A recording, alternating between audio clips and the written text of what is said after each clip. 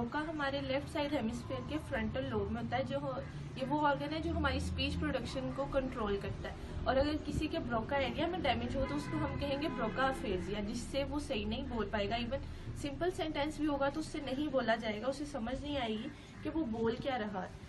तो अगला क्या बोल रहा है कि for example even simple sentence भी है ना कि मुझे एक गिलास पानी चाहिए, तो वो उसको भी नहीं समझ पाएगा कि ये बोल क्या रहा है। और इसमें वो एक्सेसिव पॉज लेगा, यानी कि टू वर्ड्स के दरमियान वो बोलने में बहुत ज़्यादा गैप लेगा, वो कॉन्टीन्यूसली नहीं बोल पाएगा। इसको हम ब्रोका फेजिया कहेंगे, जिसमें ब्रोका एरिया में डैमेज होगा। What is your name?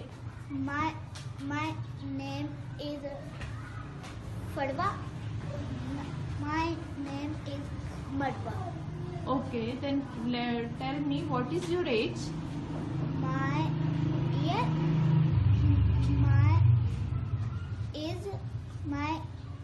year is 9. I'm telling your age. My age is. How are you? I am fine. Okay अगर मैं एक सेंटेंस बोलूँ, for example I want to go outside, आपको समझ आ रहा है कि मैं बोल क्या रही हूँ?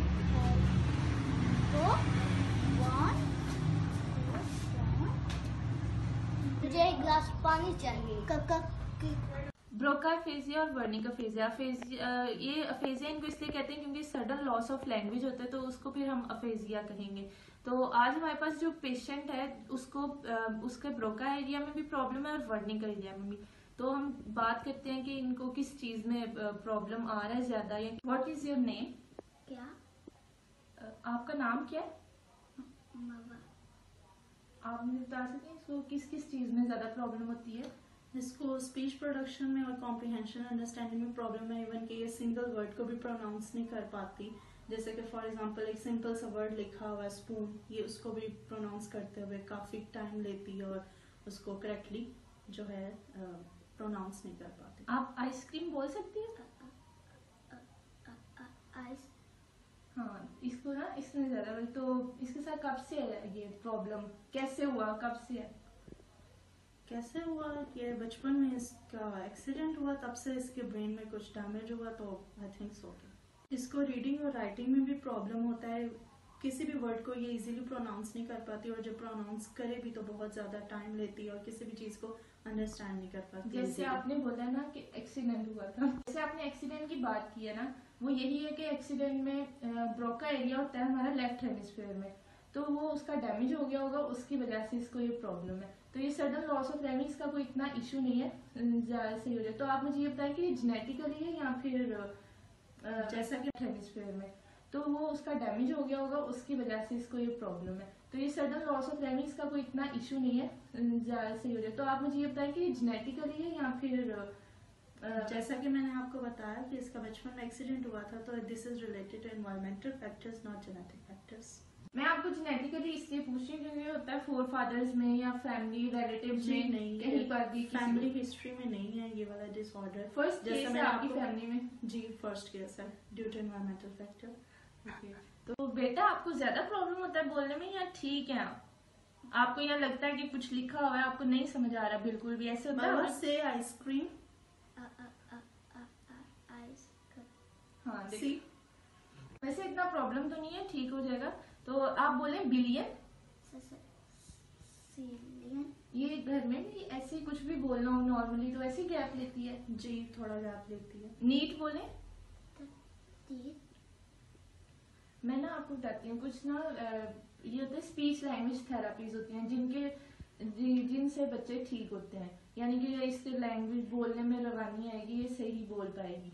तो घर में जैसे आप कुछ कह रही होती हैं, कुछ लिखा, जैसे इसे लिखे हुए की भी नहीं समझ आती कि ये क्या लिखा हुआ है, तो आपने घर में इस तरह इसकी रोज से प्रैक्टिस करानी है। मैं भी सेशंस लूंगी तो वो सही हो जाएगी। तो आप मेरे पास इसका अभी छोड़ने सेशन लूंगी मैं एक इसका, तो फिर ये ठीक हो जाएगी। ये इसको हम लोग स्पीच लैंग्वेज थेरेपी कहते हैं। जो अच्छा चले आप लिखें, लिख के दिखाएं मुझे।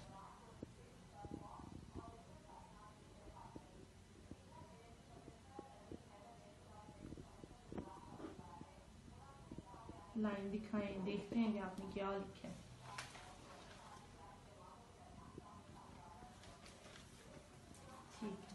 अच्छा, आप मुझे बोल के दिखाएं। जैसे मैं वर्ड बोलती हूँ कि I want to go outside, तो आप रिपीट करें मेरे पीछे ये सारा word. I go with outside. Okay, मैं कुछ वर्ड आपको लिख के दिखाती हूँ, आप मुझे उनको बोल के दिखाओ कि क्या लिखा हुआ है। ये आप मुझे बताएं, ये क्या लिखा हुआ है? I नहीं, ये वाला वर्ड, ये मैंने क्या लिखा है? bought. ठीक है। अच्छा, आप मुझे कोई वैसी सेंटेंस बताएं, मैं यहाँ पे लिखती हूँ कि आपको कुछ भी, या आप मुझे कुछ लिख कर दिखाएं, कुछ लिख कर दिखाएं, रिलैक्स होके, आराम से।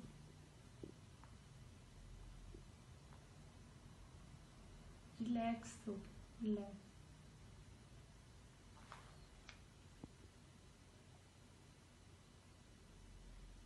काफी बच्चों में बेटरमेंट आती है, तो ये भी, इसका भी ठीक हो जाएगा। आप वर्ड प्रोनाउंस करें स्विमिंग।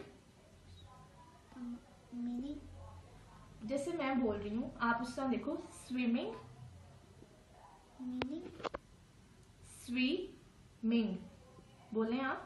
me अच्छा, ऐसा करें, आप एक और वर्ड बोलें, अनफॉर्चुनेटली। me अन, मेरे पीछे पीछे आप बोलें, अन in फॉर्चुनेटली। nail अब इसको इकट्ठा बोलो, गैप नहीं लेना, इकट्ठा बोलो। in for nail. अच्छा, एक मिनट, मैं एक वर्ड लिखती हूँ, आप देखो उसको, आपको समझ आती है? आपने उसको यहाँ पे नीचे लिख के मुझे लिख कर भी दिखाना है, फिर मैं देखती हूँ कि आप क्या लिखते हैं।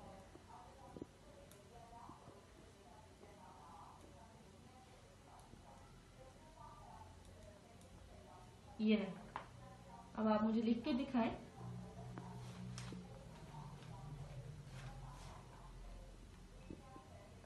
आपको समझ आ रही है मैंने क्या लिखा हुआ है? मुझे पढ़ के दिखाएं। I not Assalamualaikum, my name is Ola Hafiz and the disorder which I am going to explain is written expression disorder. ये डिसऑर्डर ज़्यादातर बच्चों में पाया जाता है और इसकी परसेंटेज लोगों में 8 to 10% है। ये डिसऑर्डर जिन बच्चों के साथ होता है उनका राइटिंग स्टाइल बिल्कुल डिसऑर्गेनाइज्ड होता है, उनके पंक्चुएशन की काफ़ी ज़्यादा मिस्टेक्स होती हैं, उनके ग्रामर की काफ़ी ज़्यादा मिस्टेक्स होती हैं, वो कुछ भी, कोई भी वर्ड जो है वो सही तरीके से नहीं लिख पाते। अगर उनको कुछ लिखने का कहा जाता है तो वो उल्टे वर्ड्स लिख देते हैं, या फिर उनमें बहुत ज़्यादा गैप होता है, या फिर उनकी जो स्पेलिंग होते हैं वो बिल्कुल भी ठीक नहीं होते। उनके बारे में अगर कोई क्रिएटिव आइडिया भी चल रहा हो तो फिर भी वो उसको एक्सप्लेन नहीं कर पाते राइटिंग के थ्रू। तो ये रूट कॉज इसकी अभी तक पता नहीं लगाई जा सकी, लेकिन ज़्यादातर यही कहा जाता है कि ये बच्चों में ट्रांसफ़र होता है जेनेटिकली। तो हम ऐसे ही क्लाइंट से मिलने जा रहे हैं जिनके साथ यही मसला है, तो हम उनसे पूछते हैं कि उनको क्या क्या डिफ़िकल्टी फेस करनी पड़ती है। वालेकुम सलाम, कैसी हैं आप? जी ठीक है, आप ठीक है? हाँ जी, अल्लाह का शुक्र है। बेटा आप कैसी हैं? मैं भी ठीक। जी, क्या प्रॉब्लम है? इसको ना रीडिंग राइटिंग में प्रॉब्लम आ रही है, स्पेशली राइटिंग में बहुत प्रॉब्लम आ रही है। ठीक है। तो स्कूल में भी ये डिप्रेस रहती है क्योंकि इसको लिखने में प्रॉब्लम आती है। टीचर बार बार कंप्लेन करती हैं कि इनको इससे लिखा नहीं जाता, इसके आप तवज्जो दें, इसको ट्यूशन भी रखवाएं, एकेडमी भी भेजा है, सारे तरीके अपना के देखें। और मतलब घर में भी रवैया हमारे इसके साथ सख्त भी हुआ है, लेकिन इसकी राइटिंग पे कोई फ़र्क नहीं पड़ रहा है।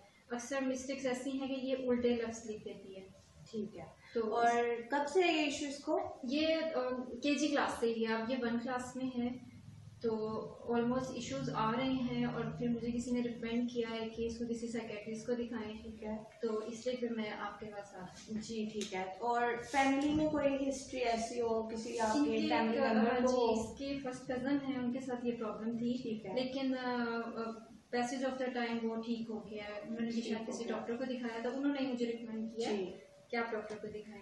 ठीक है। बेटा आप मुझे कुछ लिख के दिखा सकते हो? यहाँ पे आप लिखो गुड। बॉल लिख कर दिखाएं बेटा। बॉल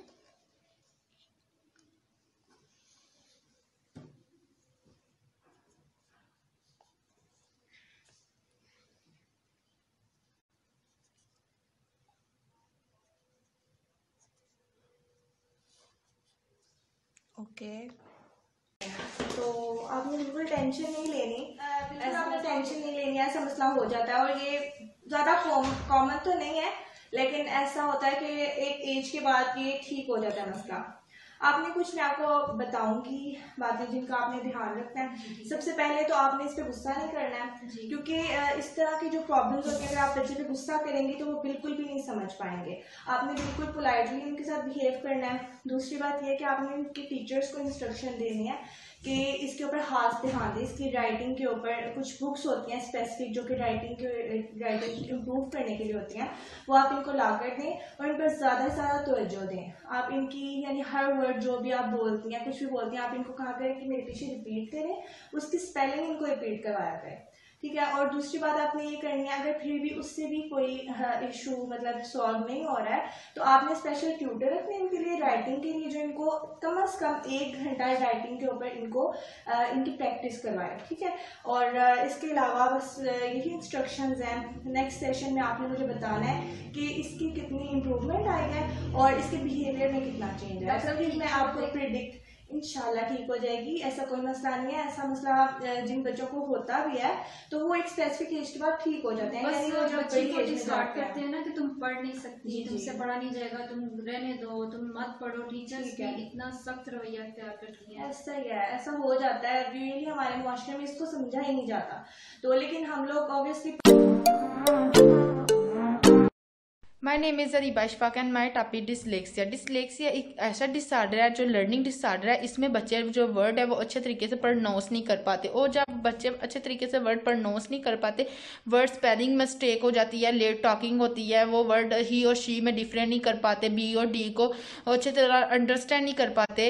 इसमें यह है कि अगर हम देखेंगे ये किस तरह डिसऑर्डर होता है, यहाँ तो ये हिस्ट्री में कोई हो, फैमिली बैकग्राउंड में कोई हो, यहाँ तो फिर ये होता है कि प्रेगनेंसी में कोई मतलब होता है कि अल्कोहल का यूज हो, तो ये इम्पैक्ट होता है बेबी, न्यू बॉर्न बेबी के उस लैंग्वेज प्रोसेस पे, ब्रेन पे, और ब्रेन इम्पैक्ट करता है लैंग्वेज प्रोसेस पे। हम देखते हैं कि इसका ट्रीटमेंट किस तरह किया जा सकता है। आए हम मिलते हैं एक क्लाइंट से, और उससे अगर डिसलेक्सिया का ही डिसऑर्डर है तो हम उस नॉक, नो नॉक नहीं है, ये नॉक है। थ्रोफुल, thoughtful, th gives a sound, th। आगे रूब, रूब नहीं है ये, रूब।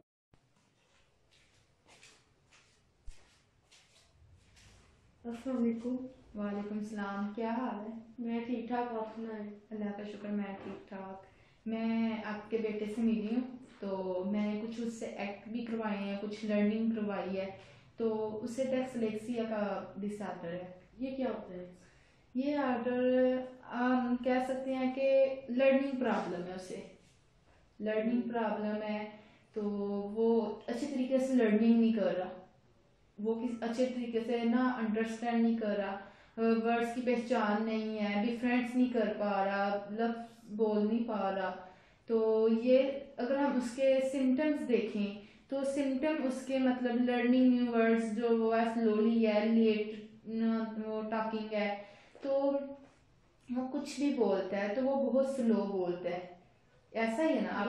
यही है ना? मैं मिली हूँ, वो बहुत मतलब कंफ्यूज था, वो जो वर्ड मैं बोल रही थी वो बिल्कुल न्यू थे कि ये रीडिंग करो, वो वर्ड नहीं था बोल रहा, तो उससे इस चीज में बहुत ज्यादा प्रॉब्लम है। तो मतलब किसकी स्कूल से यही कंप्लेंट्स आई हैं कि वो मतलब वर्ड्स नहीं बोलता, अगर वो कुछ बोलता है, कुछ राइट करता है तो वो बिल्कुल ठीक नहीं होते और वो अपने फ्रेंड से सेपरेट रह रहे हैं, तो इसका क्या मतलब किस पे इस तरह? मैं उससे मतलब किन चीजों से प्रॉब्लम्स हो रही हैं? मतलब वो अपने फ्रेंड्स के साथ नहीं बैठता, वो बहुत सेपरेट, घर आएगा घर में भी सेपरेट, स्कूल में भी सेपरेट, उसके बाद उसको कॉन्फिडेंस लेवल ये कुछ सेल्फ स्टीम का लेवल उसको प्रॉब्लम है।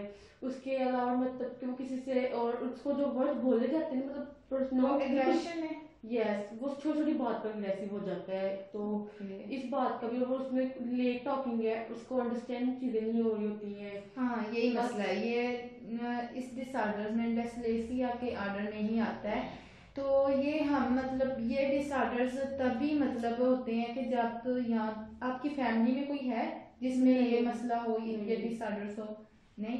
तो ये डिसऑर्डर तभी होते हैं या तो जनरेशन में होता है कि पीछे से हिस्ट्री में होता है कि अगर फैमिली में किसी को है, मदर को, फादर को, सिस्टर्स को, किसी को भी हो, तो या मतलब होता है कि प्रेगनेंसी के मिड में हैवी ड्रिंक, अल्कोहल का यूज़ हो। जब अल्कोहल का यूज़ होता है तो वो बहुत इम्पैक्ट करती है न्यूबॉर्न बेबी के ब्रेन में।